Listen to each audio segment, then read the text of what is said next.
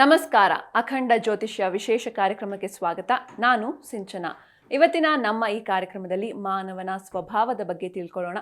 ಈ ಕುರಿತು ತಿಳಿಸಿಕೊಡಲು ಎಂದಿನಂತೆ ಈ ಕಾರ್ಯಕ್ರಮದಲ್ಲಿ ನಮ್ಮೊಂದಿಗಿದ್ದಾರೆ ವಿದ್ವಾನ್ ಶ್ರೀ ಶ್ರೀನಿಧಿ ಹೊಳ್ಳ ಗುರೂಜಿಯವರು.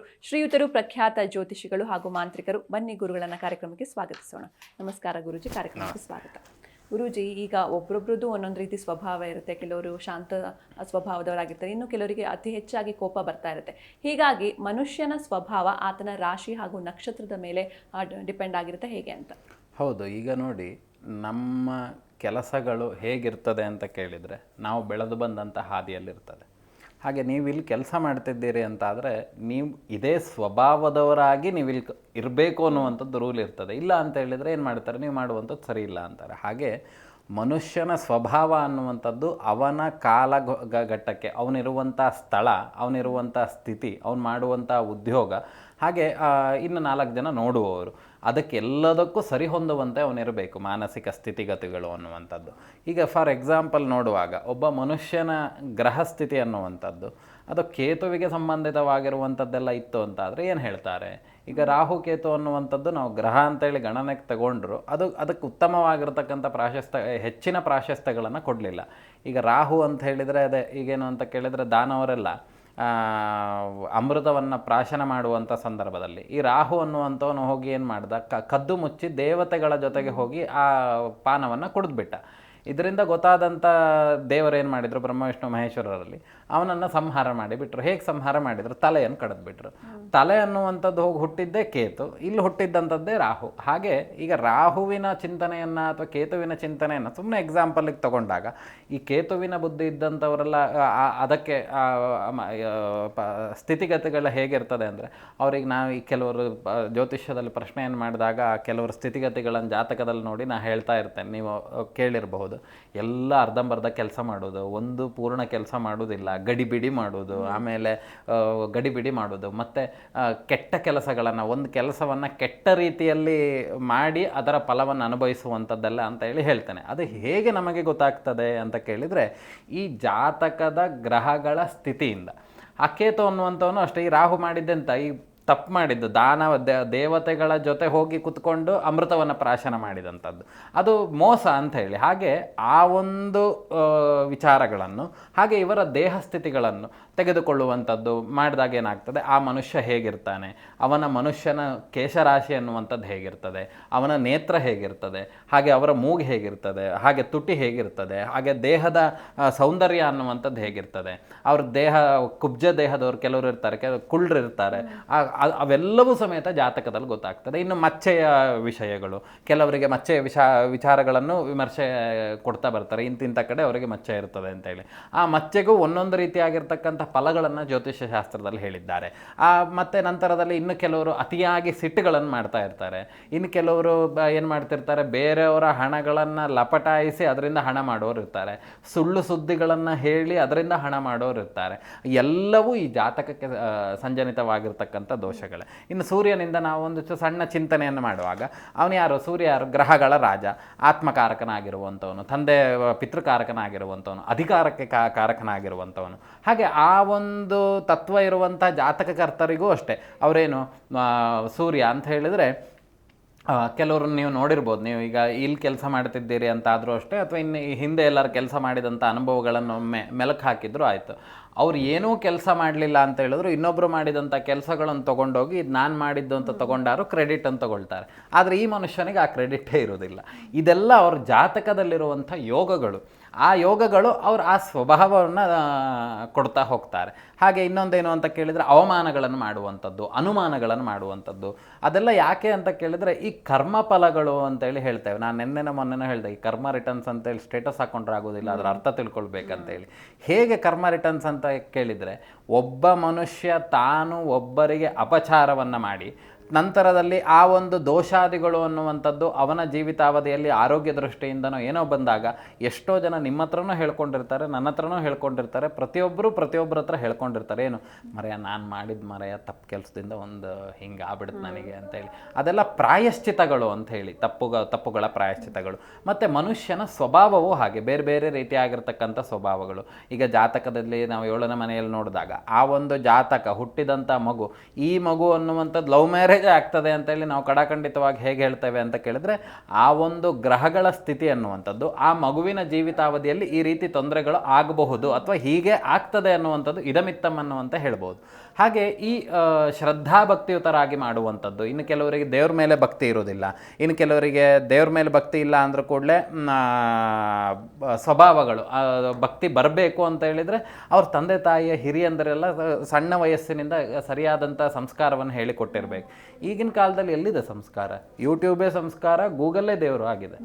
ಯಾಕಂದರೆ ಮಕ್ಕಳಿಗೂ ಅಷ್ಟೇ. ಇವತ್ತು ಊಟ ಮಾಡಿಸ್ಲಿಕ್ಕೆ ಹಿಂದಿನ ಕಾಲದಲ್ಲಿ ಚಂದಮಾಮನನ್ನು ತೋರಿಸ್ತಾ ಇದ್ರು, ಅಥವಾ ಹಿಂದಿನ ಕಾಲದಲ್ಲಿ ಮಗುವಿನ ಸುತ್ತ ಆಟಾಡಿಕೊಂಡು ತಿನ್ನಿಸ್ತಾ ಇದ್ರು. ಇವತ್ತಿನ ಕಾಲದಲ್ಲಿ ಮಗುಗೊಂದು ಮೊಬೈಲ್ ಕೊಟ್ಬಿಟ್ರೆ ಆಯಿತು, ಅಥವಾ ಕೇಕು, ಚಾಕ್ಲೇಟ್, ಇದೆಲ್ಲ ಎಲ್ಲಿತ್ತು? ಎಲ್ಲೂ ಚಾಕ್ಲೇಟ್ ಅನ್ನುವಂಥ ಪದವೇ ಇರಲಿಲ್ಲ. ಆಸೆ ಚಾಕ್ಲೇಟ್ ಅಂತ ಒಂದು ಸಣ್ಣದೊಂದು ಚಾಕ್ಲೇಟ್ ಇತ್ತು ಆಗಿನ ಕಾಲದಲ್ಲಿ, ಹಿಂದಿನ ಕಾಲದಲ್ಲಿ. ಇವತ್ತು 50 ರೀತಿಯಾಗಿರ್ತಕ್ಕಂಥದ್ದು ಬಂದಿದೆ. ಏನು ಅದು ಏನು ಮಾಡ್ತದೆ ಮನುಷ್ಯನಿಗೆ? ಜ್ಯೋತಿಷ್ಯ ಶಾಸ್ತ್ರವನ್ನು ಒಂದು ಭಾಗಕ್ಕೆ ತೆಗೆದಿಟ್ಟು ವೈದ್ಯಕೀಯ ವಿಭಾಗವನ್ನು ತಗೊಂಡಾಗ ಸಣ್ಣ ಮಕ್ಕಳಿಗೆ ಅತಿಯಾಗಿ ತಂಪಾಗಿರುವಂಥ ವಸ್ತುಗಳನ್ನು, ಅತಿಯಾಗಿ ಬಿಸಿಯಾಗಿರುವಂಥ ವಸ್ತುಗಳನ್ನು, ಹಾಗೆ ಮತ್ತು ಇನ್ನೊಂದೇನು ಅಂತ ಕೇಳಿದರೆ ಅತಿಯಾಗಿ ಸಿಹಿಯಾಗಿರುವಂಥ ವಸ್ತುಗಳನ್ನು, ರಾಸಾಯನಿಕ ಪದಾರ್ಥಗಳನ್ನು ತಿಂದರೆ ಆ ಮನುಷ್ಯನ ದೇಹ ಹಾಳಾಗ್ತದೆ ಅಂತ. ಇವತ್ತು ನಾವು ತಿನ್ನುವಂಥ, ನೀವೆಲ್ಲರೂ ಸಮೇತ ಮನೆಯಲ್ಲಿ ಒಮ್ಮೆ ಪರೀಕ್ಷೆ ಮಾಡಿ, ಬೆಳಗ್ಗೆ ನೀವು ಎದ್ದ ನಂತರ ರಾತ್ರಿ ಮಲಗುವ ತನಕ ನೀವು ಬಳಸುವಂಥ ವಸ್ತುಗಳನ್ನು ಒಂದು ಪೇಪರಲ್ಲಿ ಬರೆದಿಟ್ಕೊಳ್ಳಿ. ಅದರಲ್ಲಿ ಏನು ಅಂಶ ಇದೆ ಅನ್ನುವಂಥದ್ದನ್ನು ಒಮ್ಮೆ ಸರ್ಚ್ ಮಾಡಿದ್ರ ಮೇಲೆ ಗೊತ್ತಿದ್ದಂತಹ ವೈದ್ಯಕೀಯರ ಹತ್ರ ಕೇಳಿ, ಈ ಒಂದು ಅಂಶವನ್ನು ನಮ್ಮ ದೇಹದ ಒಳಗಡೆ ಹೋದರೆ ಏನಾಗ್ತದೆ ಅಂತ. ಎಲ್ಲರೂ ಹೇಳೋದು ಅದು ನಿಮಗೆ ಮಾರಕವಾಗ್ತದೆ ಅಂತ. ಆದರೆ ಹಿಂದಿನ ಕಾಲದಲ್ಲಿ ಅದು ಇರಲಿಲ್ಲ. ಹಿಂದಿನ ಕಾಲದಲ್ಲಿ ಗೋಬಿ ಮಂಚೂರಿ ಅಥವಾ ಇನ್ನೊಂದು ಯಾವುದೋ ಅನ್ಯ ಪದಾರ್ಥಗಳು ಅಂತ ಹೇಳಿದರೆ ಎಲ್ಲೋ ಸಿಟಿಗಳಲ್ಲಿ ಸಿಗ್ತಾ ಇತ್ತು. ಇವತ್ತು ಸರಿಯಾಗಿರುವಂಥ ಅನ್ನ, ಈಗ ನಮ್ಮ ಸನಾತನ ಹಿಂದೂ ಧರ್ಮದಲ್ಲಿ ನಮ್ಮ ಕರ್ನಾಟಕ ಪ್ರಾಂತ್ಯದಲ್ಲಿ ಹೆಚ್ಚಿನದಾಗಿ ಹೇಳಬೇಕಂದ್ರೆ ಈ ಬೆಂಗಳೂರಿನಲ್ಲಿ ಇಲ್ಲಿನ ವೆದರಿಗೆ ಒಗ್ಗೂಡುದು ಯಾವುದು? ನಮ್ಮ ಅನ್ನವನ್ನು, ಇಲ್ಲಿ ಬೆಳೆದಂಥ ಈ ಅಕ್ಕಿಯಲ್ಲಿ ಬೆಳೆದಂಥ ಅನ್ನವನ್ನು ಮತ್ತು ಅದನ್ನು ಊಟ ಮಾಡಿದಾಗ ನಾವು ಸ್ವಸ್ಥವಾಗಿರ್ತೇವೆ. ಯಾವುದೋ ದೇಶದಲ್ಲಿ ಫೇಮಸ್ ಆಗಿದೆ, ಆ ದೇಶದ ಫುಡ್ಡನ್ನು ನಾವು ಇಲ್ಲಿ ತಂದು ತಿಂದ್ವಿ ಅಂತಾದರೆ ಆ ದೇಶದ ವಾತಾವರಣ ಅನ್ನುವಂಥದ್ದು ಭೌಗೋಳಿಕವಾಗಿರುವಂಥದ್ದು ಈ ಒಂದು ಪ್ರಾಂತ್ಯದಲ್ಲಿ ಇರುವುದಿಲ್ಲ. ಇದನ್ನು ನಾನು ಈಗೇನಕ್ಕೆ ಹೇಳ್ತಾ ಇದ್ದೇನೆ ಅಂತ ಕೇಳಿದಾಗ, ಯಾವಾಗ ನಾ ಹೇಳಿದೆ ನಾವಿರುವಂಥ ಜಾಗಕ್ಕೆ ಮರ್ಯಾದೆ ಕೊಡಬೇಕಂತೇಳಿ, ನೀವು ಇಲ್ಲಿ ಕೂತ್ಕೊಂಡು ಬೇರೆ ಯಾವುದೋ ಅನ್ಯ ದೇಶದ ವಸ್ತ್ರಾಭರಣಗಳನ್ನು ಹಾಕಿ ಇಲ್ಲಿ ಕೂತ್ರಿ ಅಂತಾದರೆ ಇಲ್ಲಿನ ಜನ ಒಪ್ಪೋದಿಲ್ಲ. ಹಾಗೆಯೇ ನಾವು ಏನನ್ನು ಬಳಸ್ತಾ ಇದ್ದೇವೆ ಅದು ನಮ್ಮ ಸನಾತನವಾಗಿರುವಂಥದ್ದ, ಅಥವಾ ನಮ್ಮ ಈ ಭೌಗೋಳಿಕವಾಗಿರುವಂಥ ಈ ಒಂದು ಕ್ಷೇತ್ರದಲ್ಲಿ ಅದು ಬೆಳಿಲಿಕ್ಕೆ ಅದು ಬೆಳೆದು ಅಲ್ಲಿಂದ ನಾವು ತಿಂತೇವೆ. ಯಾಕೆ ಅಂತ ಕೇಳಿದರೆ ಇಲ್ಲಿ ಬೆಳೀತಾರೆ ಅಂತ ಕೇಳಿದರೆ ಇಲ್ಲಿನ ವಾಸ ಮಾಡುವಂಥ ಜನರಿಗೆ ಅದು ಅನುಕೂಲ ಅಂತೇಳಿ. ಇದು ಒಂದು ಆಹಾರ ವಿಚಾರವಾಗಿ ತಗೊಂಡ್ರೆ, ಇನ್ನು ನಮ್ಮ ಧರ್ಮ ಅನ್ನುವಂಥದ್ದು ಏನಾಗ್ತಾ ಇದೆ, ಎಲ್ಲ ಹೋಗಿ ಇದು ಮಾಡ್ತಿರುತ್ತೆ. ಕನ್ನಡ ಶಾಲೆಗಳು ಅನ್ನುವಂಥದ್ದೇ ಇಲ್ಲ. ಮತ್ತೆ ಹೇಳೋದೇನು, ನೀವೆಲ್ಲ ಕನ್ನಡದಲ್ಲಿ ವ್ಯವಹರಿಸಿ ಅಂತೇಳಿ. ಆದರೆ ಇವತ್ತಿನ ಕಾಲಘಟ್ಟದಲ್ಲಿ ಏನಾಗಿದೆ, ಕನ್ನಡ ಅನ್ನುವಂಥದ್ದೇ ಇಲ್ಲ. ಏನಾಗ್ತಿದೆ, ಎಲ್ಲರೂ ಇಂಗ್ಲೀಷಿಗೆ ಮಾರು ಹೋಗ್ಬಿಟ್ಟಿದ್ದಾರೆ. ನನ್ನ ಮಗ ಕಾನ್ವೆಂಟಲ್ಲಿ ಓದ್ತಿದ್ದಾನೆ, ಅವನಿಗೆ 10 ವರ್ಷ ಬಿಟ್ಟು ಕನ್ನಡ ಮಾತಾಡು ಅಂತೇಳಿ ಅವ್ನು ಕನ್ನಡ ಮಾತಾಡೋದಲ್ಲಿ. ಈಗಿನ ಕಾಲಘಟ್ಟದಲ್ಲಿ ಮಕ್ಕಳಿಗೆ ಏನಾಗಿದೆ, ಶಾಲೆಯಲ್ಲೂ ಸಮೇತ 5-6 ವರ್ಷದ ಮಗುವಿಗೆ ಇಂಗ್ಲೀಷಲ್ಲೇ ಮಾತಾಡಿ ಅಂತ ಹೇಳ್ತಾರೆ. ಅಲ್ಲೆಲ್ಲ ನಾವು ಇದು ಮಾತಾಡಲಿಕ್ಕಾಗೋದಿಲ್ಲ. ಇದು ಯಾಕೆ ಹೀಗೆ ಆಗ್ತಿದೆ? ನನಗೆ ಕನ್ನಡದ ಮೇಲಿರುವಂಥ ಅಭಿಮಾನ ಅಲ್ಲ, ನಮ್ಮ ಸಂಸ್ಕೃತಿ ಅನ್ನುವಂಥದ್ದನ್ನು ನಾವು, ಆಚಾರ ವಿಚಾರಗಳನ್ನು ನಾವು ಬಿಡಬಾರ್ದು. ಯಾವಾಗ ಅದನ್ನು ಬಿಡ್ತೇವೆ ನಮ್ಮ ಸಂಪ್ರದಾಯಗಳೆಲ್ಲವೂ ಹೋಗ್ತದೆ. ಅವರು ಹೇಳ್ಕೊಡುವಂಥದ್ದೇನು ABCD ಹೇಳಿಕೊಡ್ತಾರೆ. ನಮ್ಮ ಕನ್ನಡಿಗೆ ಎಂಥದ್ದು ಗೊತ್ತಿಲ್ಲ. ನಾ ಕನ್ನಡದ ಮೇಲೆ ಪ್ರೇಮದಿಂದ ಮಾತಾಡ್ತಿದ್ದೇನೆ ಅಂತಲ್ಲ, ನಾವು ವಾಸ ಮಾಡುವಂಥ ಜಾಗದಲ್ಲಿ ಯಾವುದಕ್ಕೆ ಪ್ರಾಶಸ್ತ್ಯ ಉಂಟೋ ಅದಕ್ಕೆ ನಾವು ಪ್ರಾಶಸ್ತ್ಯ ಕೊಡ್ತಾ ಹೋಗಬೇಕು. ನಾವೆಲ್ಲ ಅಡಿಕ್ಟ್ ಆಗ್ತಿರೋದು ಯಾವುದು, ಹೊರಗಡೆ ಇರುವಂಥ ಇದಕ್ಕೆ ಇದಾಗ್ತಿದ್ವಿ. ಬೆಳಗ್ಗೆ ಎದ್ರು ಕೂಡಲೇ ಏನು ಅಂತ ಕೇಳಿದರೆ, ಹೋಗ್ಬೇಕಾದ್ರೆ ದೇವ್ರ ಕೈ ಮುಕ್ಕೊಂಡು ಹೋಗಿ ಅಂತಾರೆ. ಇವತ್ತು ಯಾರು ದೇವ್ರ ಕೈ ಮುಕ್ಕೊಂಡು ಹೋಗ್ತಾರೆ? ಬೆಳಗ್ಗೆ ಎದ್ರು ಕೂಡಲೇ ಶೂ ಹಾಕೊಂಡು ಶೂ ಪಾಲಿಶ್ ಮಾಡ್ತಿರ್ತಾರೆ ಅಲ್ವಾ? ಅದು ನಮ್ಮ ಸಂಸ್ಕೃತಿ ಅಲ್ಲ. ನಮ್ಮ ಸಂಸ್ಕೃತಿ ಅನ್ನುವಂಥದ್ದೇನು, ಕಾಲಿಗೆ ಏನೋ ಚುಚ್ಚಬಾರ್ದು ಅನ್ನುವಂಥ ದೃಷ್ಟಿಯಿಂದ ಚಪ್ಪಲಿಯನ್ನು ಕಂಡಿಡಿದಂಥದ್ದು. ಅದು ಯಾವುದು, ಕೊಲ್ಲಾಪುರ ಚಪ್ಪಲಿ. ಅವಾಗೆಲ್ಲ ಒಂದೊಂದು ಚಪ್ಪಲಿ ತೊಗೊಂಡ್ರೆ 10 ವರ್ಷ ಇರೋದು. ಈಗಿನ ಕಾಲದಲ್ಲಿ ಏನಾಗಿದೆ, ಕುತ್ಕೊಂಡು ಬೂಟ್ ಪಾಲಿಶ್ ಮಾಡ್ತಾರೆ ಅಂತ ಹೇಳಿದರೆ ಅದು ತಪ್ಪು. ಅದು ನಮ್ಮ ಸಂಸ್ಕೃತಿ ಅಲ್ಲ. ಯಾವಾಗ ನಾವು ಎಲ್ಲ ನಮ್ಮ ಸಂಸ್ಕೃತಿಗಳನ್ನು ಬಿಡ್ತಾ ಹೋಗ್ತೇವೆ, ಅನರ್ಥಗಳನ್ನು ಅನುಭವಿಸ್ಲಿಕ್ಕೆ ನಾವು ರೆಡಿಯಾಗಿರಬೇಕು. ಯಾಕೆ ಅಂತ ಕೇಳಿದರೆ ಈ ಒಂದು ಭೌಗೋಳಿಕವಾಗಿರ್ತಕ್ಕಂಥ ವಾತಾವರಣಕ್ಕೆ ಏನು ಸರಿ ಹೊಂತದೆ ಅದನ್ನು ಮಾಡಬೇಕು. ನಾನು ಲೇ ಲಡಾಖಿಗೆ ಹೋಗ್ಬಿಟ್ಟು ಐಸ್ ಕ್ರೀಮ್ ತಿಂತೀನಿ ಅಂದರೆ ಬೇಡ ಅಂತ ಯಾರು ಹೇಳೋದಿಲ್ಲ. ಅಲ್ಲಿ ತಿನ್ನಬಾರ್ದು, ಅಲ್ಲಿ ದೇಹವನ್ನು ನಾವು ಹೆಚ್ಚು ಹೀಟ್ನಲ್ಲಿ ಇಟ್ಕೊಂಡಿರ್ಬೇಕು. ಅದಕ್ಕೇನು ಬೇಕೋ ಆ ಪದಾರ್ಥಗಳನ್ನು ತಿನ್ನಬೇಕು. ನೋಡಿ ಅಲ್ಲಿಗೆ ಹೋದಾಗ ಏನಿರ್ತದೆ, ಈ ಗ್ಯಾಸ್ ಐಟಮ್, ಈ ದಾಲ್ ಆಗಿರ್ಬೋದು, ಇದನ್ನೆಲ್ಲ ಅಲ್ಲಿ ಹೆಚ್ಚು ಸೇವನೆ ಮಾಡ್ತಾರೆ. ಯಾಕೆ ಅಂತ ಕೇಳಿದ್ರೆ ಆ ದೇಹ ಅನ್ನುವಂಥದ್ದು ಆ ವಾತಾವರಣಕ್ಕೆ ಹೋಗಬೇಕು ಅಂತೇಳಿ. ಅದನ್ನು ತನ್ನ ಇಲ್ಲಿ ದಿನ ತಿಂತೀನಿ ಅಂತ ಹೇಳಿದರೆ ಈ ವಾತಾವರಣಕ್ಕೆ ನನ್ನ ದೇಹ ಒಗ್ಗೋದಿಲ್ಲ, ಅವಾಗ ಪೆಟ್ಟು ಕೊಡ್ತದೆ. ಇನ್ನು ಏನು ಮಾಡ್ತಿದ್ರು ಹಿಂದಿನ ಕಾಲದಲ್ಲಿ, ಮಕ್ಕಳು ಓದುವಂಥ ಸಂದರ್ಭಗಳಲ್ಲಿ 10 ಸಲ ಬರೆಸ್ತಾ ಇದ್ದರು. ಆ ಬರೆಸಿದಂಥ ಸಂದರ್ಭಗಳಲ್ಲಿ ಅವರಿಗೆ ಸರಿಯಾಗಿ ಮನನ ಆಗ್ತಿತ್ತು. ಇವತ್ತೇನು, ಸ್ಕೂಲಿಗೆ ಹೋಗಿ ವಾಪಸ್ ಬರುವಂಥ ಸಂದರ್ಭದಲ್ಲಿ ನಿಮ್ಮ ಮಗ ಓದ್ತಿಲ್ಲ, ನೀವು ಮನೇಲಿ ಎಕ್ಸಾಮ್ ಇದು ಓದಿಸಿ ಬರೆಸಿ ಅಂತೇಳಿ ಹೇಳ್ತಾರೆ. ಆದರೆ ಸ್ಕೂಲ್ನಲ್ಲಿ ಏನು ಮಾಡ್ತಾ ಇದ್ದಾರೆ, ನಮ್ಮ ಸಂಸ್ಕೃತಿ ಎಲ್ಲಿ ಹೋಯಿತು? ಇದನ್ನೆಲ್ಲ ಯಾಕೆ ಈಗ ಹೇಳ್ತಾ ಇದ್ದೇನೆ ಅಂದರೆ, ಯಾವಾಗ ಸ್ವಭಾವ ಅನ್ನುವಂಥ ವಿಷಯ ಅನ್ನುವಂಥದ್ದು ಬಂತು, ಆ ಸ್ವಭಾವವನ್ನು ಸೃಷ್ಟೀಕರಿಸಲಿಕ್ಕೆ ಅಥವಾ ಅದನ್ನು ಒಂದು ಬಿಲ್ಡ್ ಮಾಡಲಿಕ್ಕೆ ಯಾವ್ಯಾವ ಅಂಶಗಳು ಕಾರಣಕರ್ತರಾಗಿರ್ತದೋ ಆ ಮನುಷ್ಯ ಹಾಗೇ ಬೆಳೀತಾ ಹೋಗ್ತಾನೆ. ಯಾವಾಗ ನಮ್ಮ ಸಂಸ್ಕೃತಿಯನ್ನು ನಾವು ಬಿಟ್ಟೆವೋ ಆಗ ಈಗೇನಾಯಿತು, ಒಂದೊಂದು ಈಗ ಉಡುವಂಥ ಉಡುಗೆ ತೊಡುಗೆಗಳು ಅಷ್ಟೇ ನಮ್ಮ ಸಂಸ್ಕೃತಿಯದ್ದು ಯಾವುದೂ ಇಲ್ಲ, ಎಲ್ಲ ಪಾಶ್ಚಾತ್ಯವನ್ನು ನಾವು ಅನುಸರಿಸಿದ್ದೇವೆ ಅಂತ ಹೇಳಿದರೆ ಅದರಿಂದ ಉಂಟಾಗುವ ಅನರ್ಥಗಳು ಏನೇನಾಗ್ತಿದೆ ಅಂತ ನಾವು ಕಣ್ಣಾರೆ ನೋಡ್ತಾ ಇದ್ದೇವೆ. ಇದು ನಮ್ಮಲ್ಲಿ ಬದಲಾವಣೆ ಆಗಬೇಕು. ಈ ಸ್ವಭಾವ ಅನ್ನುವಂಥದ್ದು ಬದಲಾವಣೆ ಆಗಬೇಕು. ಇನ್ನು ಅನುಮಾನಗಳು ಅನ್ನುವಂಥದ್ದು, ಅನುಮಾನ ಅಂತ ಹೇಳಿದರೆ ಯಾರಿಗೆ, ಹೆಂಡತಿ ಮೇಲೆ ಅನುಮಾನಗಳು ಬರುವಂಥದ್ದು. ಯಾವಾಗ ಒಬ್ಬ ಮನುಷ್ಯನಿಗೆ ಅಸಹಜವಾಗಿರ್ತಕ್ಕಂಥ ಕ್ರಿಯೆಗಳನ್ನು ತನ್ನ ಹೆಂಡತಿ ಮಾಡ್ತಾ ಇದ್ದಾಳೆ ಅಥವಾ ಇನ್ನೊಂದೇನೋ ಇದು ನೂತನವಾಗಿ ಇವಳು ಯಾವುದೋ ಶುರು ಮಾಡಿದಾಳೆ ಅಂತ ಗೊತ್ತಾದಾಗ ಅವಳ ಮೇಲೆ ಅನುಮಾನ ಹುಟ್ಟುವಂಥದ್ದು ಸಹಜ. ಜ್ಯೋತಿಷಶಾಸ್ತ್ರ ಏನು ಹೇಳ್ತದೆ ಇದಕ್ಕೆ ಅಂತ ಕೇಳಿದರೆ, ಯಾವಾಗ ನಾವು ಮದುವೆ ಮಾಡುವಂಥ ಸಂದರ್ಭಗಳಲ್ಲಿ ಈ ಜಾತಕ ಅನ್ನುವಂಥದ್ದು ಕೂಡ್ತದ ಇಲ್ವಾ, ಹೇಗೆ ಕಾರ್ ತಗೋಬೇಕಾದ್ರೆ 50 ಸಲ ಯೋಚನೆ ಮಾಡ್ತೇವೆ, ಅದರ 1% ಅಷ್ಟು ಬ್ಯೂಟಿ ಪಾರ್ಲರಿಗೆ ಕೊಡುವಂಥ ದುಡ್ಡು ಅಥವಾ ಅವಳಿಗೆ ಬುಕ್ ಮಾಡೋಕ್ಕೆ ಹೋದಂಥ ಯಾರೊಬ್ಬ ಬ್ಯೂಟಿ ಪಾರ್ಲರ್ ಬುಕ್ ಮಾಡ್ಲಿಕ್ಕೆ ಹೋಗ್ತೇವಲ್ಲ ಅಷ್ಟು ಸಮಯವನ್ನು ಒಬ್ಬ ಬ್ರಾಹ್ಮಣನಿಗೆ ಒಬ್ಬ ಜ್ಯೋತಿಷಿಗೆ ಕೊಟ್ಟರೆ ಈ ಜಾತಕ ಕೂಡ್ತದ ಇಲ್ವಾ ಅನ್ನುವಂಥದ್ದು ನೋಡ್ತೇವೆ. ಯಾವಾಗ ಕೂಡ್ದಲೇ ಇರುವಂಥ ಜಾತಕ ಮಾಡ್ತೇವೆ, ಹೆಂಡತಿ ಗಂಡನನ್ನೂ ಕೊಲೆ ಮಾಡ್ಬೋದು, ಗಂಡ ಹೆಂಡತಿಯನ್ನೂ ಕೊಲೆ ಮಾಡ್ಬೋದು, ಗಂಡ ಹೆಂಡತಿಯನ್ನು ಅನುಮಾನಿಸ್ಬೋದು, ಹೆಂಡತಿ ಗಂಡನನ್ನು ಅನುಮಾನಿಸ್ಬೋದು, ಅಥವಾ ಗಂಡನಿಂದ ನನಗೆ ಸಿಗದಲೇ ಇರುವಂಥದ್ದನ್ನು ನಾನು ಬೇರೆ ಕಡೆ ಹೋಗಿ ನಾನು ಅದನ್ನು ಪಡ್ಕೊಳ್ತೇನೆ ಅನ್ನುವಂಥ ಮನಸ್ಥಿತಿ ಹೆಣ್ಣಿಗೂ ಬರ್ಬೋದು, ಗಂಡಿಗೂ ಬರ್ಬೋದು. ಇದೆಲ್ಲ ಯಾಕೆ ಬರ್ತದೆ ಅಂತ ಕೇಳಿದರೆ, ನಾವು ಮಾಡಿದ ತಪ್ಪೆಲ್ಲಿ ಮೊದಲು ನಾವು ನೋಡಿಕೊಂಡ್ವಾ ಇದು ನಮಗೆ ಆಗ್ತದಾ ಇಲ್ವಾ ಅಂತ. ನಾವು ಚಿಕ್ಕವರಿದ್ದಾಗೆಲ್ಲ ಏನು ಯೋಚನೆ ಮಾಡ್ತಿದ್ವಿ, ಇದು ಯಾರು ಒಂದು ಸ್ವಲ್ಪ ನಮ್ಮ ಭಾವನೆಗಳು ನಾವಿರುವಂಥ ಸ್ಥಿತಿಗತಿಗಳಿಗೆ ಯಾರಾದರೂ ವಿರುದ್ಧವಾಗಿ ಅದನ್ನು ಮಾತಾಡ್ತಿದ್ದಾರೆ ಅಂದರೆ ನಾವು ಅವ್ರ ಹತ್ರ ಹೋಗ್ತಿರ್ಲಿಲ್ಲ. ಯಾಕಂದರೆ ಇಲ್ಲಪ್ಪ ನನ್ನ ವಿಷಯಕ್ಕೂ ಅವನ ವಿಷಯಕ್ಕೂ ಆಗೋದಿಲ್ಲ, ನನ್ನ ಪಾಡಿಗೆ ನಾ ಇರ್ತೇನೆ ಅಂತೇಳಿ. ಇವತ್ತಿನ ಕಾಲಘಟ್ಟದಲ್ಲಿ ನಮ್ಮ ಸನಾತನ ಹಿಂದೂ ಧರ್ಮ ಸನಾತನ ಹಿಂದೂ ಧರ್ಮವನ್ನು ಒಂದು ಪಕ್ಕಕ್ಕೆ ಸೈಡಿಗೆ ಇಡುವ, ನಮ್ಮ ಈ ಒಂದು ದೇಶದಲ್ಲಿ ಭಾರತ ದೇಶದಲ್ಲಿ ಹಿಂದಿನವರು ಯಾವ ರೀತಿ ಜೀವನ ನಡೆಸ್ಕೊಂಡು ಬಂದಿದ್ರು ಅದೆಲ್ಲವನ್ನು ಬಿಟ್ಟಿದ್ದೇವೆ ನಾವು. ಈ ಬಿಟ್ಟಾಗ ಏನಾಗ್ತದೆ, ಆ ಸಂಸ್ಕೃತಿಯವರು ಅಲ್ಲಿಗೆ ಏನು ಬೇಕೋ ಅವರು ಎಲ್ಲವನ್ನು ಸ್ಟಡಿ ಮಾಡಿಟ್ಟಿರ್ತಾರೆ. ಯಾಕಂದ್ರೆ ಅಲ್ಲಿ ಬೇರೆ ಕಡೆಗೆ ಮದುವೆನೇ ಇಲ್ಲ, ಅದನ್ನು ಇಲ್ಲೂ ತೊಗೊಂಬಂದಿದ್ದಾರೆ. ಈಗೇನು ನಾವು ಮದುವೆ ಆಗದಲ್ಲೇ ಇದ್ದವರು ಇವತ್ತಿನ ಕಾಲಘಟ್ಟದಲ್ಲಿ ಒಂದು ಕಡೆ ಉಳಿತಾ ಇರ್ತಾರೆ. ಅಂಥವ್ರನ್ನೆಲ್ಲ ಯಾರು ಅನಾಚಾರ ಮಾಡ್ಕೊಳ್ತಾರೆ, ಈ ಪುಣ್ಯಭೂಮಿ ಅನ್ನುವಂಥದ್ದು ಅವ್ರನ್ನ ಉಳಿಸ್ಕೊಳ್ಳೋದಿಲ್ಲ, ಅವ್ರನ್ನ ಆದಷ್ಟು ಬೇಗ ಹೊರಗಡೆ ತಳ್ಳಿಬಿಡ್ತದೆ. ತಳ್ಳಿಬಿಟ್ಟು ಏನು ಮಾಡಿಬಿಡ್ತದೆ, ಸಮಸ್ಯೆಗಳು ಉಂಟು ಮಾಡಲಿಕ್ಕೆ ಶುರು ಮಾಡ್ತಾರೆ. ಇದು ಯಾವುದೂ ಜ್ಯೋತಿಷ್ಯಕ್ಕೆ ಸಂಬಂಧಿತವಾಗಿರುವಂಥದ್ದಲ್ಲ. ಆದರೆ ಈ ಸ್ವಭಾವ ಅನ್ನುವಂಥದ್ದು, ಅನುಮಾನ ಅನ್ನುವಂಥದ್ದು ಇವತ್ತಿನ ಕಾಲಘಟ್ಟದಲ್ಲಿ ತುಂಬ ಪಾತ್ರವನ್ನು ವಹಿಸ್ತಾ ಇದೆ. ಒಬ್ಬ ಚೆನ್ನಾಗಿರುವಂಥ ಮನುಷ್ಯರ ಮಧ್ಯೆ ಜಗಳ ಬರಲಿಕ್ಕೂ ಏನು ಕಾರಣ ಅಂತ ಕೇಳಿದ್ರೆ ಅವಮಾನ ಅಂತೇಳಿ. ಯಾವಾಗ ಗೊತ್ತಿಲ್ಲದಲೇ ಇರೋ ವಿಚಾರದ ಬಗ್ಗೆ ತಲೆ ಹಾಕ್ತಾರೋ ಅಥವಾ ಯಾವಾಗ ಅವನಿಗೆ ಬೇಕಾಗಿರುವಂಥ ಎಕ್ಸ್ಪೆಕ್ಟೇಷನ್ ಅವನಿಗೆ ಸಿಗೋದಿಲ್ವೋ ಅವನ ಅನರ್ಥಗಳನ್ನು ಮಾಡಲಿಕ್ಕೆ ಶುರು ಮಾಡ್ತಾನೆ ಅಂತೇಳಿ. ಈ ಜ್ಯೋತಿಷ್ಯ ಶಾಸ್ತ್ರದಲ್ಲೂ ಅಷ್ಟೇ. ಇದೆಲ್ಲ ನಾನು ನಿಮಗೆ ಉದಾಹರಣೆಗಳನ್ನು ಕೊಟ್ಟಂಥದ್ದು ಏನಕ್ಕೆ ಅಂತ ಕೇಳಿದ್ರೆ, ಹುಟ್ಟಿದ ಮಗುವಿನ ಜಾತಕವನ್ನು 1 ವರ್ಷ ತನಕ ತೋರಿಸ್ಲಿಕ್ಕಿಲ್ಲ. 1 ವರ್ಷ ಆದಮೇಲೆ ತೋರಿಸಿದ ನಂತರದಲ್ಲಿ ಹಿಂದೆ ಎಲ್ಲ ಏನು ಮಾಡ್ತಿದ್ರು, ಬಟ್ರೆ ನನ್ನ ಮಗು ಹಿಂಗೊಂದು ಹುಟ್ಟಿತು, ಇವನು ಇನ್ನು ಯಾವುದ್ರಲ್ಲಿ ಮುಂದುವರಿತಾ ಮಾರ್ರೆ ಅಂತ ಕೇಳ್ತಿದ್ರು. ಅರ್ಥಾತ್ ಆ ಮಗು ಮುಂದೆ ಜೀವಿತಾವಧಿಯಲ್ಲಿ ಯಾವ ಕೆಲಸವನ್ನು ಮಾಡ್ತದೆ ಅನ್ನುವಂಥದ್ದು ಜಾತಕದಲ್ಲಿ ಗೊತ್ತಾಗ್ತದೆ. ಜ್ಯೋತಿಷಿಗಳು ಏನು ಹೇಳ್ತಿದ್ರು, ಮರೆ ನಿಮ್ಮ ಮಗ ಒಂದು ಸ್ವಲ್ಪ ಈ ಸ್ಕೂಲ್ ಟೀಚರ್ ಅಂತ ಆಗ್ತಾ ಮರೆ ಅಂತ ಹೇಳಿದಾಗ ತಂದೆ ಆದವನು ಏನು ಮಾಡ್ತಾ ಇದ್ದ, ಅವನು ನನ್ನ ಮಗ ಟೀಚರ್ ಆಗ್ತಾನೆ, ಅದಕ್ಕೆ ಪೂರಕವಾಗಿ ನಾನು ಏನು ಕೊಡಿಸ್ಬೋದು ಅದನ್ನು ಮಾಡ್ತಾಯಿದ್ರು. ಇವತ್ತಿನ ಕಾಲಘಟ್ಟದಲ್ಲಿ ಹಂಗಲ್ಲ. SLC ಮುಗಿತಿದ್ದಂಗೆ ಮಗು ನೀನು ಆರ್ಟಾ ಕಾಮರ್ಸ್ ಸೈನ್ಸಾ ಅಂತೇಳಿ ಯೋಚನೆ ಮಾಡ್ತಾರೆ. ಯಾವಾಗ ನಮ್ಮ ಸಂಪ್ರದಾಯಗಳನ್ನು ಬಿಡ್ತಾ ಬರ್ತೇವೆ ಒಂದೊಂದೇ ಕಷ್ಟಗಳನ್ನು ಅನುಭವಿಸ್ಲಿಕ್ಕೆ ನಾವು ರೆಡಿಯಾಗಿರಬೇಕು.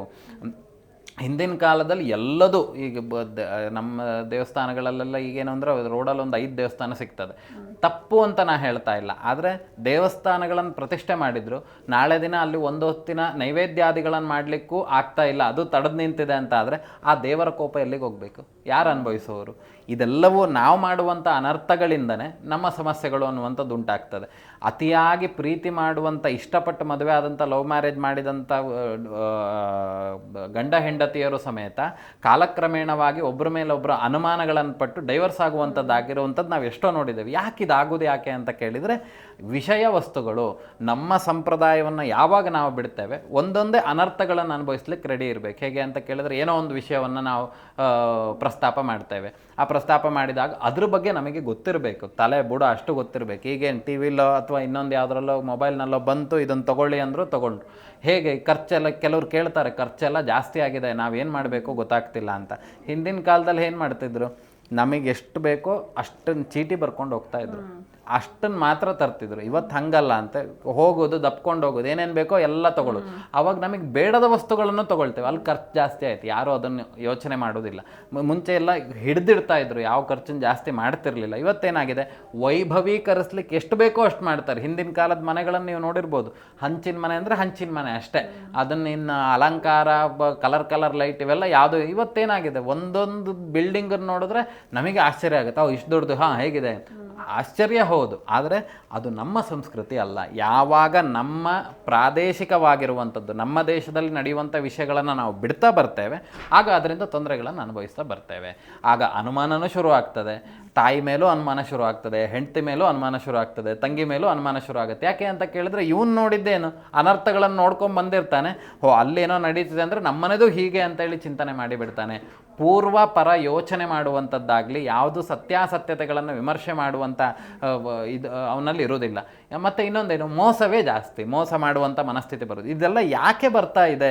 ಯಾಕೆ ನಾ ಜ್ಯೋತಿಷ್ಯ ವಿಚಾರದಲ್ಲಿ ಈ ವಿಷಯಗಳನ್ನು ಹೇಳ್ತಾ ಇದ್ದೇನೆ ಅಂತ ಕೇಳಿದರೆ, ಎಲ್ಲಿ ನಮ್ಮ ಮೂಲ ಧರ್ಮವನ್ನು ನಾವು ಹಾಳು ಮಾಡ್ತಾ ಬಂದಿದ್ದೇವೋ ಆಗಿಂದ ಎಲ್ಲ ಅನರ್ಥಗಳು ಶುರುವಾಗ್ತಾ ಹೋಗ್ತದೆ. ಮೋಸ ಮಾಡೋದಾಗಿರ್ಬೋದು, ಸ್ತ್ರೀಯರಿಗೆ ಕಷ್ಟ ಕೊಡುವಂಥದ್ದಾಗಿರ್ಬೋದು, ಅವರ ತೇಜೋವಧೆ ಮಾಡುವಂಥದ್ದಾಗಿರ್ಬೋದು, ಇವೆಲ್ಲವೂ ಸಮೇತ ಸಮಸ್ಯೆಗಳಾಗ್ತದೆ.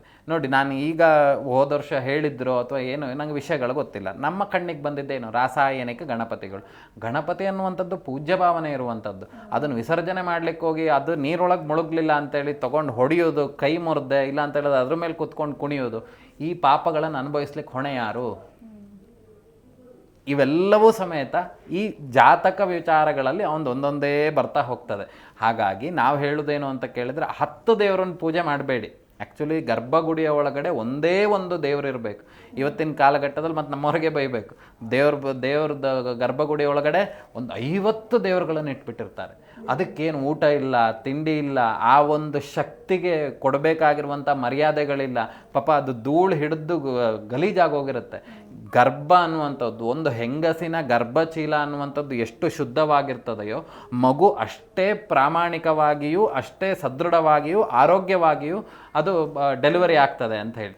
ಆದರೆ ಅದು ಹೇಗೆ ಅಷ್ಟು ಸತ್ಯವೋ ಹಾಗೆ ಗರ್ಭಗುಡಿ ಅನ್ನುವಂಥದ್ದು ಅಷ್ಟೇ. ದೇವರ ಗರ್ಭಗುಡಿಯಲ್ಲಿ ಒಂದೇ ವಿಗ್ರಹ. ಹೆಂಗೆ ಒಂದು ಗರ್ಭಕ್ಕೆ ಒಂದು ಮಗು ಅನ್ನುವಂಥದ್ದು ನಾವು ಚಿಂತನೆ ಮಾಡ್ತೇವೋ ಹಾಗೆ ಒಂದೇ ಗರ್ಭ, ಒಂದೇ ದೇವರು, ಒಂದೇ ಆರಾಧನೆ ಅದನ್ನು. ಆದರೆ ಇವತ್ತು ಹಾಗಲ್ಲ. ಒಬ್ಬರು ದೇವ್ರ ಮನೆಗೆ ಹೋದರೆ ಇನ್ನು ನೆಕ್ಸ್ಟ್ ಮುಂದಿನ ದಿನಗಳಲ್ಲಿ ಏನು ಅಂತ ಕೇಳಿದರೆ 3 ಡಬಲ್ ಬೆಡ್ರೂಮ್ ಮಾಡಬೇಕು, ಒಂದು ಗಂಡ ಹೆಂಡತಿಗೆ, ಇನ್ನೊಂದು ದೇವರಿಗೆ ಅಂತ ಹೇಳಿ. ಯಾಕೆಂದರೆ ಅಷ್ಟು ದೇವ್ರುಗಳನ್ನು ಮನೇಲಿ ತಂದಿಟ್ಕೊಂಡಿರ್ತಾರೆ. ಪಾಪ ಅದಕ್ಕೊಂದು ಬಾಳೆಹಣ್ಣು ನೈವೇದ್ಯ ಮಾಡಿರಲ್ಲ. ಇದೆಲ್ಲ ಎಲ್ಲಿ ಹೋಗ್ತದೆ? ಇದೆಲ್ಲ ನಮ್ಮನ್ನೇ ಬಾಧಿಸ್ತದೆ. ಹಾಗಾಗಿ ಮನುಷ್ಯನ ಸ್ವಭಾವ ಅನ್ನುವಂಥದ್ದು ಅವನವನ ಜಾತಕಕ್ಕೆ ಅನುಗುಣವಾಗಿರುವಂಥದ್ದು. ಅವನಿಗೆ ಕೆಟ್ಟ ಗ್ರಹಗಳ ದೃಷ್ಟಿ ಇತ್ತು ಅಂತಾದರೆ ಅವನು ಕೆಟ್ಟ ಯೋಚನೆಗಳನ್ನೇ ಜಾಸ್ತಿ ಅಬ್ಸರ್ವ್ ಮಾಡ್ತಾ ಹೋಗ್ತಾನೆ. ಒಳ್ಳೆ ವಿಷಯಗಳಿತ್ತು ಅಂದರೆ ಒಳ್ಳೆ ವಿಷಯಗಳನ್ನು ಮಾತ್ರ ಅಬ್ಸರ್ವ್ ಮಾಡ್ತಾನೆ. ಅದಕ್ಕೆ ಮಕ್ಕಳಿಗೆ ಹೇಳ್ತಿದ್ದೇನೆ ಹಿಂದೆ, ನೀವು ಪುಣ್ಯ ಕಥೆಗಳನ್ನು ಹೇಳಿ, ದೇವರ ಕಥೆಗಳನ್ನು ಹೇಳಿ, ಯಾಕಂದರೆ ಅದರಲ್ಲಿ ಸುಳ್ಳಿಲ್ಲ. ಯಾಕಂತ ಕೇಳಿದರೆ, ಈಗ ನಾನೊಂದು ಕತೆ ಹೇಳಿದೆ ಅಂತ ಕೇಳಿದ್ರೆ ನಾನು ಸುಳ್ಳನ್ನು ಸೇರಿಸ್ಬೋದು, ನಿಜವನ್ನು ಸೇರಿಸ್ಬೋದು. ಆದರೆ ಪುರಾಣ ಕಥೆಗಳಲ್ಲಿ ಯಾವುದು ಸುಳ್ಳಿಲ್ಲ, ಎಲ್ಲ ಸತ್ಯ ವಿಷಯಗಳನ್ನೇ ನಿದರ್ಶನ ಕೊಟ್ಟಿದ್ದಾರೆ. ಮಕ್ಕಳಿಗೆ ಅವಾಗ ಏನಾಗ್ತದೆ, ಈ ಥರದ್ದು ಈಗ ಸಂತಾನ ವಿಚಾರವನ್ನು ನಾವು ನಿನ್ನೆ ಮಾತಾಡಿದ್ದು, ಅದರಲ್ಲಿ ಶೆಭ್ಯ ಅನ್ನುವ ಒಂದು ಪತ್ನಿಗೆ ಸಂತಾನ ಇಲ್ಲ ಅಂತಾದಾಗ ಅವನು ಶ್ರದ್ಧಾಭಕ್ತಿಯುತನಾಗಿ ದೇವತಾ ಪೂಜೆಯನ್ನು ಮಾಡಿ ದೇವರ ಪ್ರಸಾದಗಳನ್ನು ಕೊಟ್ಟು ಅವನೊಂದು ವಾಕ್ಯವನ್ನು ಹೇಳ್ತಾನೆ, ನಿಂಗೆ ಸಂತಾನ ಆಗ್ತದೆ ಅಂತ. ಆ ಒಂದು ವಾಕ್ಯದಿಂದನೇ ಸಂತಾನ ಆಗಿದೆ ಅಂತ ಆದರೆ ನಮ್ಮ ಸನಾತನ ಹಿಂದೂ ಧರ್ಮಕ್ಕೆ ಎಷ್ಟು ಶಕ್ತಿ ಇದೆ ಯೋಚನೆ ಮಾಡಿ. ಹಾಗಾಗಿ ನಾವು ಮಾಡುವಂಥದ್ದನ್ನು ಸರಿಯಾದ ಪ್ರೊಸೀಜರಲ್ಲಿ ಮಾಡಿದ್ವಿ ಅಂತ ಆದರೆ ಖಂಡಿತವಾಗ್ಲೂ ಅನುಕೂಲತೆ ಆಗ್ತದೆ. ಇದೇ ಟಿ ವಿಗೆ, ಈಗ ಟಿ ವಿ ಎಲ್ಲರ ಮನೆಯಲ್ಲೂ ಟಿ ವಿ ಇರುವಂಥದ್ದು, ಅದಕ್ಕೆ ಕೊಡುವಂಥ ಶಕ್ತಿ ಎಷ್ಟು ಬೇಕೋ ಕರೆಂಟನ್ನ ಅಷ್ಟು ಕೊಡಬೇಕು. ಹೈ ವೋಲ್ಟೇಜ್ ಕೊಟ್ಬಿಟ್ರೆ ಬಸ್ಟ್ ಆಗಿಬಿಡ್ತದೆ. ಹಾಗೆ ನಮ್ಮ ಮನುಷ್ಯನ ಜೀವನವೂ ಅಷ್ಟೇ, ಜಾತಕದಲ್ಲಿ ಇರುವಂಥ ದೋಷಾದಿಗಳನ್ನು ಕಾಲಕಾಲಕ್ಕೆ ಸರಿ ಮಾಡಿಕೊಳ್ಳುವಂಥ ಮುಖಾಂತರವಾಗಿ ನ್ಯಾಯ ಮಾರ್ಗವಾಗಿ ಧರ್ಮ ಮಾರ್ಗವಾಗಿ ನಾವು ಯಾವಾಗ ಮುನ್ನಡಿತೇವೆ ನಮಗೆ ಯಾವ ಕಷ್ಟವೂ ಇರೋದಿಲ್ಲ. ನೀವು ಪಾಕಿಸ್ತಾನಕ್ಕೆ ಹೋಗಿ ಅಥವಾ ಶತ್ರು ರಾಷ್ಟ್ರಕ್ಕೆ ಹೋಗಿ ಅಥವಾ ಮತ್ತೊಂದು ಯಾವುದೋ ಒಂದು ಇದಕ್ಕೆ ಹೋಗಿ, ನಿಮಗೆ ಆ ಪುಣ್ಯಾಂಶ ಅನ್ನುವಂಥದ್ದು ಬರ್ತದೆ. ನೀವು ಧರ್ಮ ಮಾರ್ಗದಲ್ಲಿದ್ದರೆ ಆಗಂತುಕವಾಗಿರ್ತಕ್ಕಂಥ ಯೋಗಗಳು ನಿಮ್ಮಲ್ಲಿ ಬರ್ತದೆ. ಇದ್ದಕ್ಕಿದ್ದಾಗೆ ಯಾವುದೋ ಒಬ್ಬ ಸಾಹುಕಾರನನ್ನು ಇಷ್ಟಪಟ್ಟು ನಾವೆಲ್ಲೋ ಮದುವೆ ಆದ್ವಿ ಅಂತಾದ್ರೆ ಆ ಹೆಣ್ಣಿನ ಜೀವನ ಅನ್ನುವಂಥದ್ದು ಸುಖಮಯವಾಗಿರ್ತದೆ ಅಂತೇಳಿ. ಇಲ್ಲ ಅಂತ ಹೇಳಿದರೆ ಯಾವುದೋ ಲಾಟ್ರಿ ಟಿಕೆಟ್ ಬಂತ, ಇಲ್ಲ ಅಂತ ಹೇಳಿದರೆ ಹಿರಿಯರು ಮಾಡಿದಂಥ ಆಸ್ತಿಗಳು ಇವನಿಗೆ ಬಂದು ಒಂದೇ ಸಲ ಸೌಕಾರ ಆದಂಥದ್ದು, ಅದೆಲ್ಲವೂ ಯೋಗಗಳು ಬರಬೇಕು. ಆದಷ್ಟು ಬೇಗ ನಾವು ಸುಖವಾಗಿರಬೇಕು ಅಂದರೆ ದೇವತಾನುಗ್ರಹ ಅನ್ನುವಂಥದ್ದು ಪ್ರಾಮುಖ್ಯತೆ. ಹಾಗಾಗಿ ಅನುಮಾನ ಬರುವಂಥದ್ದಾಗಿರ್ಬೋದು, ಮನುಷ್ಯನ ಸ್ವಭಾವಗಳು ಅನ್ನುವಂಥದ್ದಾಗಿರಬಹುದು, ಎಲ್ಲವೂ ಒಂದು ಗ್ರಹಕ್ಕೆ ಸಂಬಂಧಿತವಾಗಿರುವಂಥದ್ದೇ. ಆ ಗ್ರಹಗಳು ಇರುವಂಥ ಸ್ಥಿತಿಗತಿಗಳಿಂದ ಆ ಮನುಷ್ಯನ ಜನ್ಮ ಅನ್ನುವಂಥದ್ದು ಪ್ರಾಪ್ತವಾಗ್ತದೆ. ನಾವು ಯಾವ ದೇಶದಲ್ಲಿದ್ದೇವೆ ಅದರ ಆಚರಣೆಗಳನ್ನು ನಾವು ಸರಿಯಾದ ರೀತಿಯಲ್ಲಿ ಮಾಡ್ಕೊಂಡು ಹೋಗಬೇಕು. ಇಲ್ಲ ಅಂತಾದರೆ ಯಾವುದೋ ದೇಶದ್ದೆಲ್ಲೋ ಒಂದು ಮಿಷನ್ ತೊಗೊಂಬಂದು ಇಲ್ಲಿ ನಾವು ಇನ್ಸ್ಟಾಲ್ ಮಾಡ್ತೀವಿ ಅಂತಾದರೆ ಅದರದ್ದು ಪೂರ ತಿಳ್ಕೊಂಡ್ರೆ ಮಾತ್ರ ಅದರಿಂದ ನಮಗೆ ಅನುಕೂಲ. ಇಲ್ಲ ಅಂತ ಕೇಳಿದರೆ ಅದರಿಂದ ಏನೋ ಒಂದು ತೊಂದರೆ ಆಯಿತು ಅಂದರೆ ಕಂಡಿಡ್ದೋನೇ ಬರಬೇಕು. ಆದರೆ ನಮ್ಮ ಸನಾತನ ಹಿಂದೂ ಧರ್ಮದಲ್ಲಿ ಯಾವುದು ಆಚರಣೆಗಳಿಗೂ ಸರಿಯಾಗಿರುವಂಥ ಫಲಗಳನ್ನು ಹೇಳಿದ್ದಾರೆ. ಅದನ್ನು ನಾವು ತಿಳ್ಕೊಳ್ಬೇಕೇ ಹೊರತು ಪಾಶ್ಚಾತ್ಯ ಸಂಸ್ಕೃತಿಯನ್ನು ನಾವು ಇದು ಮಾಡಲಿಕ್ಕೆ ನಾವು ಆ ದೇಶದ ಅಧೀನತೆಯಲ್ಲಿಲ್ಲ. ನಮ್ಮದು ಸ್ವತಂತ್ರವಾಗಿರ್ತಕ್ಕಂಥ ರಾಷ್ಟ್ರ, ಅದಕ್ಕೆ ಸಂಬಂಧಿತವಾಗಿ ಮಾಡ್ಕೊಂಡು ಹೋಗುವಂಥದ್ದು ಉತ್ತಮ. ಖಂಡಿತ ಗುರುಜಿ. ಇನ್ನು ಯಾವ ನಕ್ಷತ್ರದವರು ಕೋಪಿಷ್ಠರಾಗಿರ್ತಾರೆ ಅಂತ? ಸಾಮಾನ್ಯವಾಗಿ ಎಲ್ಲ ಈ ಆಯುರ್ವೇದದಲ್ಲಿ ಹೇಳುವಂಥದ್ದೇನು ಅಂತ ಕೇಳಿದರೆ ಉಪ್ಪು ಖಾರ ಅನ್ನುವಂಥದ್ದು ಯಾರು ತಿಂದ್ರೂ ಅವರಲ್ಲಿ ಸಿಟ್ಟು ಅನ್ನುವಂಥದ್ದು ಬರ್ತದೆ. ಈ ಕೋಪ ಬರುವಂಥದ್ದು ಯಾವಾಗ ನಾನು ತಿಳಿದುಕೊಂಡಂಥ ವಿಷಯಕ್ಕೆ ವಿರುದ್ಧವಾಗಿ ಇನ್ನೊಬ್ಬರು ನಡೀತಿದ್ದಾರೆ ಅಂತ ಆದರೆ ನಾನು ಹೇಳ್ತೇನೆ ನೀನು ಮಾಡ್ತಿರುವಂಥದ್ದು ತಪ್ಪು ಅಂತ. ಈಗ ನಾನೇ ಏನೂ ತಿಳ್ಕೊಂಡಿಲ್ಲ ಅಂತ ಕೇಳಿದ್ರೆ ನನಗೆ ಯಾವ್ದು ಸುಖ ಕೊಡುತ್ತೋ ಅದನ್ನು ನಾನು ತಪ್ಪು ಅಂತ ಹೇಳ್ತೇನೆ. ಹಾಗೆ ಈಗ ಅಗ್ನಿ ನಕ್ಷತ್ರದವರು ಇವರಿಗೆಲ್ಲ ಏನಾಗ್ತದೆ, ಸ್ವಲ್ಪ ಹೇಳಿದ ಕೂಡಲೇ ಸಿಟ್ಟು ಜಾಸ್ತಿ ಬರೋದು. ಇನ್ನು ರಾಹು ಪ್ರಧಾನವಾಗಿರುವಂಥದ್ದು ಅವ್ರೇನು ಮಾಡಿ ಯಾವಾಗಲೂ ಬುಸ್ಗುಡ್ತಾ ಇರ್ತಾರೆ. ಈ ರೀತಿದೆಲ್ಲ ಉಂಟು. ಒಬ್ಬರದ್ದೇ ಒಂದೇ ರೀತಿಯಾಗಿ ಎಲ್ಲರ ಜಾತಕವೂ ಇರೋದಿಲ್ಲ. ಅವರವ್ರ ಸ್ವಭಾವಗಳು ಅನ್ನುವಂಥದ್ದು ಬಹಳಷ್ಟು ಬೇರೆ ರೀತಿಯಾಗಿ ಇರ್ತದೆ. ಈಗ ಈ ಊರಿನಿಂದ ಹೋಗಿ ಮತ್ತೊಂದು ಊರಿಗೆ ಹೋದರೆ ಹೇಗೆ ಅಲ್ಲಿನ ಫುಡ್ಡೆಲ್ಲ ಬದಲಾವಣೆ ಆಗ್ತದೋ ಹಾಗೆ ಒಬ್ಬರ ಜಾತಕದಿಂದ ಒಬ್ಬರ ಜಾತಕಕ್ಕೆ ಹಲವಾರು ರೀತಿಯಾಗಿರ್ತಕ್ಕಂಥ ವಿಭಿನ್ನವಾಗಿರ್ತಾರೆ. ಎಲ್ಲರ ಯೋಚನೆಗಳು ಒಂದೇ. ಕೆಲವರಿಗೆ ಗ್ರಾಸಿಂಗ್ ಪವರ್ ಜಾಸ್ತಿ ಇರ್ತದೆ ಅಂತ ಹೇಳಿದರೆ ಹೇಳಿದಂಥದ್ದನ್ನು ಕೇಳಿಕ್ಕೆ ತಲೆಯಲ್ಲಿ ರೆಕಾರ್ಡ್ ಮಾಡ್ಕೊಳ್ಳುವಂಥ ಜಾಸ್ತಿ ಇರ್ತದೆ. ಕೆಲವರು ಬುದ್ಧು ಆಗಿರ್ತಾರೆ. ಆ ಇಬ್ಬರಿಗೂ ನಾವು ಸಮತೋಲನ ಮಾಡಲಿಕ್ಕಾಗಲ್ಲ. ಅದು ಎಲ್ಲವೂ ಸಮೇತ ಆ ಯೋಗಗಳು ಬರೋದು ಹೇಗೆ ಅಂತ ಕೇಳಿದರೆ ತಂದೆ ತಾಯಿಯರು ಮಾಡಿದಂಥ ಧರ್ಮಕರ್ಮಗಳಿಂದ. ಹೀಗೆ ಸ್ವಭಾವಗಳು ಅನುಮಾನಗಳು ಅನ್ನುವಂಥದ್ದೆಲ್ಲ ಜಾತಕದಲ್ಲಿ ಮುಂಚೆಯೇ ರೆಕಾರ್ಡೆಡ್ ಸ್ಕ್ರೀನ್ ಪ್ಲೇ ಬರೆದು ಕಳಿಸಿರ್ತಾನೆ ಭಗವಂತ, ನೀ ಇಷ್ಟೇ ಆ್ಯಕ್ಟ್ ಮಾಡಬೇಕು ಅಂತ. ಅದ್ರ ಮೇಲೆ ಒಂದು ಪಾಯಿಂಟು ಜಾಸ್ತಿ ಇದು ಮಾಡಲಿಕ್ಕೆ ಸಾಧ್ಯತೆ ಇಲ್ಲ. ಹಾಗಾಗಿ ಧರ್ಮದಿಂದ ಇದ್ವಿ ಅಂತ ಆದರೆ ನಮಗೆ ಖಂಡಿತವಾಗ್ಲೂ ಅನುಕೂಲತೆಗಳಾಗ್ತಾ ಹೋಗ್ತದೆ. ಖಂಡಿತ ಗುರುಜಿ. ಇನ್ನು ಈ ಮದುವೆ ಸಮಯದಲ್ಲಿ ಜಾತಕ ತೋರಿಸ್ತಾರೆ, ಆಗ ಈ ಗಂಡು ಹೆಣ್ಣಿನ ಸ್ವಭಾವ ಮುಂದೆ ಹೊಂದಿಕೆ ಆಗುತ್ತಾ ಇಲ್ವಾ ಅನ್ನೋದು ಗೊತ್ತಾಗುತ್ತಾ ಹೇಗೆ? ಖಂಡಿತವಾಗ್ಲೂ ಸಾಲಾವಳಿ ಮೇಳ ಮೇಳಿ ಅಂತೇಳಿ ಹೇಳ್ತಾರೆ ಕೆಲವು ಕಡೆ ಸಾಲಾವಳಿ ಅಂತೇಳಿ ಹೇಳ್ತಾರೆ. ಸಾಲಾವಳಿಯಲ್ಲಿ ಗಣಕೂಟಗಳು ಅಂತೇಳಿ ನೋಡ್ತಾರೆ. ಗಣಕೂಟ ಅಂತ ಹೇಳಿದರೆ ಅದನ್ನೇ ನೋಡೋದು, ಇವ್ರ ಮನಸ್ಥಿತಿ ಹೇಗಿರುತ್ತೆ, ಇವ್ರ ಮನಸ್ಥಿತಿ ಹೇಗಿರುತ್ತೆ. ಈಗ ಅದರಲ್ಲಿ ಕೆಲವೊಂದು ಯೋನಿಕೂಟವನ್ನು ನೋಡುವಾಗ ಹೇಳಿರ್ತಾರೆ. ಏನು ಅಂತ ಕೇಳಿದರೆ ಒಂದು ಇವನು ಕುದುರೆ, ಇವನು ಕತ್ತೆ ಅಂತ ಹೇಳಿ ಹೇಳಿರ್ತಾರೆ. ಅದೆಲ್ಲ ಏನು ಅಂತ ಕೇಳಿದರೆ ಆ ಒಂದು ಪ್ರಾಣಿಯ ಸ್ಥಿತಿಗತಿಗಳು, ಆ ಮನುಷ್ಯನ ತೃಪ್ತಿ ಭಾವಗಳು ಅದು ಹೇಗಿರ್ತದೆ ಅಂತ ಕೇಳಿದರೆ ಆ ಒಂದು ಪ್ರಾಣಿಗೆ ಹೋಲಿಕೆ ಮಾಡಿರ್ತಾರೆ. ಈ ರೀತಿ ಇದ್ದಿರಬಹುದು ಅನ್ನುವಂಥದ್ದನ್ನು ಅದು ನಾವು ಮೇಯ್ನ್ ಅಂತ ತೊಗೊಂಡ್ಬಿಡ್ತೇವೆ. ಇವತ್ತೇನು ಗೂಗಲ್ ಡೇಟ್ ಆಫ್ ಬರ್ತ್ ಟೈಮಿಂಗ್ಸನ್ನು ಗೂಗಲಲ್ಲಿ ಹಾಕಿಬಿಟ್ರೆ ಇಷ್ಟು ಗಣಕೂಟ ಬರುತ್ತೆ ಅಂತ ಹೇಳಿ ಹೇಳ್ತದೆ. ಆಯ್ತು, ಮದುವೆ ಆಗೋಣಗೆ ಗೂಗಲಲ್ಲಿ ತೋರಿಸಿದೆ ಅಂತ. ಅದು ಸರಿಯಾಗಿರುವಂಥ ಮಾರ್ಗ ಅಲ್ಲ. ಜಾತಕದಲ್ಲಿ ಈ ಹುಡುಗಿಯ ಜಾತಕದಲ್ಲಿ ಕುಜದೋಷ ಅನ್ನುವಂಥದ್ದು ಎಷ್ಟಿದೆ, ಹುಡುಗನ ಜಾತಕದಲ್ಲಿ ಕುಜದೋಷ ಅನ್ನುವಂಥದ್ದು ಪ್ರಮಾಣ ಎಷ್ಟಿದೆ, ಆಮೇಲೆ ಅವರ ಸಪ್ತಮ ದೋಷ ಅನ್ನುವಂಥದ್ದೇನಿದೆ, ಇವಳ ಸಪ್ತಮ ದೋಷ ಅನ್ನುವಂಥದ್ದೇನಿದೆ, ಅವರ ಚಂದ್ರಾಧಿಷ್ಠಿತ ಚಂದ್ರಾತ್ ಸಪ್ತಮ ಸ್ಥಾನದಲ್ಲಿ ಯಾವ ಗ್ರಹಗಳಿದ್ದಾರೆ, ಇವರ ಚಂದ್ರಾತ್ ಸಪ್ತಮದಲ್ಲಿ ಯಾವ ಗ್ರಹಗಳಿದ್ದಾರೆ, ಆ ಗ್ರಹಗಳ ಸ್ಥಿತಿಗತಿಗಳು, ಈ ಗ್ರಹಗಳ ಸ್ಥಿತಿಗತಿಗಳನ್ನು ನೋಡಿಕೊಂಡು ನಂತರದಲ್ಲಿ ಮದುವೆ ಮಾಡಬೇಕು. ಇಲ್ಲ ಅಂತ ಹೇಳಿದರೆ ಹೆಂಡತಿ ಗಂಡನ ಕೊಲೆ ಮಾಡ್ತಾಳೋ, ಗಂಡ ಹೆಂಡ್ತಿನ ಕೊಲೆ ಮಾಡ್ತಾಳೋ, ಅಥವಾ ಹೆಂಡತಿ ಗಂಡನನ್ನು ಬಿಟ್ಟು ಹೋಗ್ತಾಳೋ, ಗಂಡ ಹೆಂಡತಿಯನ್ನು ಬಿಟ್ಟು ಹೋಗ್ತಾರೋ ಅನ್ನುವಂಥದ್ದು ಊಹೆ ಮಾಡಲಿಕ್ಕೆ ಸಾಧ್ಯತೆ ಇಲ್ಲ. ಯಾವಾಗ ಅನರ್ಥ ಶುರು ಆಗ್ತದೆ ಅದರಿಂದ ಏನೋ ಒಂದು ತೊಂದರೆಗಳು ಅನ್ನುವಂಥದ್ದು ಬಂದೇ ಬರ್ತದೆ. ಹಾಗಾಗಿ ಈ ಗಣಕೂಟ ಅನ್ನುವಂಥದ್ದು ಒಂದನ್ನೇ ದಯವಿಟ್ಟು ಯಾರೂ ಪ್ರಾಮುಖ್ಯತೆ ಕೊಡಬೇಡಿ. ಅದಕ್ಕೆ ಜಾತಕವನ್ನು ವಿಮರ್ಶೆ ಮಾಡುವಂಥದ್ದು ಅಷ್ಟೇ ಸೂಕ್ತತೆ. ಷಷ್ಟಾಷ್ಟಕ ನಕ್ಷತ್ರ ರಾಶಿಗಳು ಅನ್ನುವಂಥದ್ದೆಲ್ಲ ಬರ್ತದೆ. ಆ ನಕ್ಷತ್ರಗಳು ಒಬ್ಬರಿಗೊಬ್ರಿಗೆ ಮದುವೆನೇ ಮಾಡಲಿಕ್ಕಿಲ್ಲ. ಮಾಡಿದ್ರೆ ಏನಾಗುತ್ತೆ, ಇದೆ ಗಂಡ ಹೆಂಡ್ತಿನ ತಗೊಂಡೋಗಿ ಅಲ್ಲಿ ಕೊಲೆ ಮಾಡ್ದ, ಇಲ್ಲಿ ತಗೊಂಡೋಗಿ ಇಲ್ಲಿ ಕೊಲೆ ಮಾಡ್ದ, ಇಲ್ಲ ಫೋಟೋ ತಗೊಳಕ್ಕೆ ಹೋದ ಇದಕ್ಕೆ ದೊಡ್ಡದ, ಈ ಥರದ್ದೇ ಆಗ್ತದೆ. ಯಾಕೆ ಅಂತ ಕೇಳಿದರೆ, ಹೇಗೆ ಶತ್ರುಗಳು, ಈಗ ನಾನು ನೀವು ಸಿಕ್ಕಿದ್ರೆ ಕೂದಲು ತಲೆ ಹಿಡ್ಕೊಂಡು ಹೊಡೆದಾಡುವಂಥ ಶತ್ರುತ್ವ ಇದೆ ಅಂತ ಹೇಳಿದರೆ, ಅನ್ಎಕ್ಸ್ಪೆಕ್ಟೆಡ್ ನಾ ಇಲ್ಲಿ ಬಂದು ಕೂತಾಗ ನೀವು ಆ್ಯಂಕರಿಂಗ್ ಮಾಡೋದಕ್ಕಿಂತ ಹೆಚ್ಚಾಗಿ ನಂಗೆ ಹೊಡಿಲಿಕ್ಕೆ ಬರ್ತೀರಿ. ಯಾಕೆಂದರೆ ನನ್ನಲ್ಲಿರುವಂಥ ಕ್ರೌರ್ಯ ನಮಗೂ ನಿಮಗೂ ಆ ಜಾತಕದಲ್ಲಿರುವಂಥ ಭಾವನೆಗಳು ಕೂಡುವುದಿಲ್ಲ. ಹೀಗೆಯೇ ಮದುವೆಯ ವಿಚಾರಗಳಲ್ಲೂ ಹಾಗೇನೆ. ಆಗ ಗಂಡ ಹೆಂಡತಿಯ ಜಾತಕಾದಿಗಳು ಅನ್ನುವಂಥದ್ದು ಕೂಡಲಿಲ್ಲ ಅಂದಾಗ ಅನರ್ಥಗಳು ಉದ್ಭವಿಸ್ತಾ ಹೋಗ್ತದೆ. ಖಂಡಿತ ಗುರುಜಿ, ಇನ್ನು ಇಷ್ಟು ಹೊತ್ತು ಸಾಕಷ್ಟು ವಿಷಯಗಳನ್ನ ತಿಳಿಸ್ಕೊಟ್ರಿ, ಧನ್ಯವಾದಗಳು. ನೋಡಿದ್ರಲ್ವಾ ವೀಕ್ಷಕರೇ, ಇವತ್ತಿನ ಸಂಚಿಕೆಯಲ್ಲಿ ಬಹಳಷ್ಟು ಮಾಹಿತಿಯನ್ನು ತಿಳ್ಕೊಂಡ್ವಿ. ಮತ್ತೆ ಮುಂದಿನ ಸಂಚಿಕೆಯಲ್ಲಿ ಭೇಟಿಯಾಗೋಣ. ನೋಡ್ತಾ ಇರಿ ಜಿ ಕನ್ನಡ ನ್ಯೂಸ್, ಸತ್ಯವೇ ಸುದ್ದಿಯ ಜೀವಾಳ.